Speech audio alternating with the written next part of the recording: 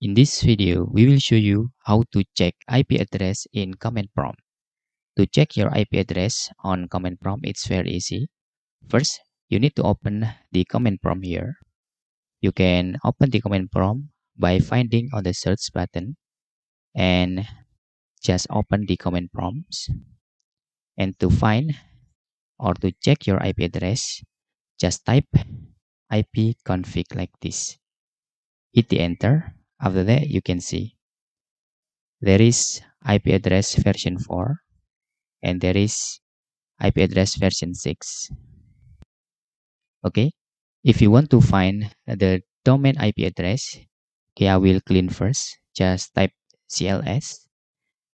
To find the domain IP address, just type NSLOOKUP. Okay, NSLOOKUP, type the domain. For example, weirdata.com like this. Okay, now you have the IP address for this domain name. So to check the IP address, your Wi-Fi or Ethernet IP address using ipconfig, and to check the domain IP address just using NSLOOKUP. That's all tutorial how to check the IP address in command prompts.